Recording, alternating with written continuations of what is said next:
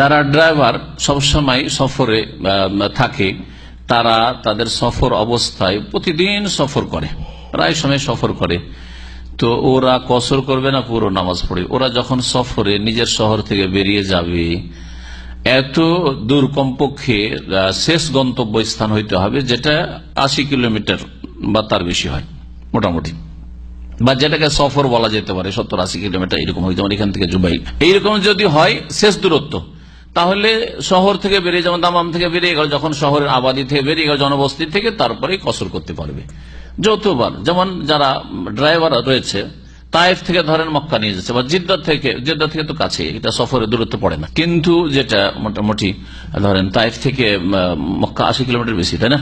80 বেশি। তো এইরকম দৈনিক যতবার যাচ্ছে, রাস্তাতে যতক্ষণ থাকবে ততক্ষণ কি করবে? সফর গণ্য করে কসর করবে। আর যখন নিজের শহরে ঢুকে, যেই শহরে তার বাসা আছে সেই শহরে ঢুকে পড়বে, তখন সেখানে পুরো নামাজ পড়বে।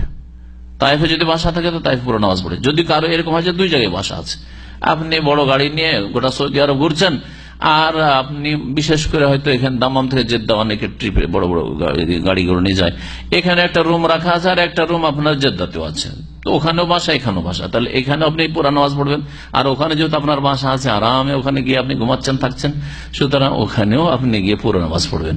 আর বাকি রাস্তার মাঝখানে প্রতিদিন চলতে থাকেন, কসর করতে থাকবেন, কোনো অসুবিধা নেই।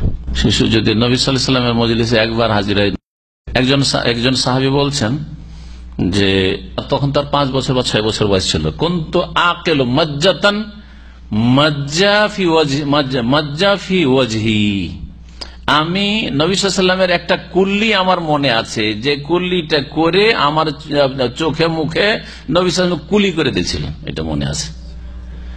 তো বলছে এই সাহাবী, যারা সাহাবীর জীবনী লিখেছেন, বলছে সাহাবীউন সাগীর, নাবালক ইনি সাহাবী, নাবালক সাহাবী, আমার মনে আছে। কিন্তু আকেলো মানে আমার জ্ঞান হচ্ছে, মনে পড়ছে যে একটা কুল্লি দিয়েছে নবী আমার মুখে। যেমন ছোটকালের মেলা কথা মনে আছে, মেলা কথা মনে, অনেকের খাতনা করা মনে আছে, অনেকের খাতনা করা মনে নাই, ঠিক কিনা? জি হ্যাঁ, এরকম ছোটকালের মেলা কথা মনে আছে। তো কথা হচ্ছে যে ওই ছোটকালে কত কথা মনে থাকে, কোনো কথা হয়তো মনে থাকে না, তো মনে রেখেছেন।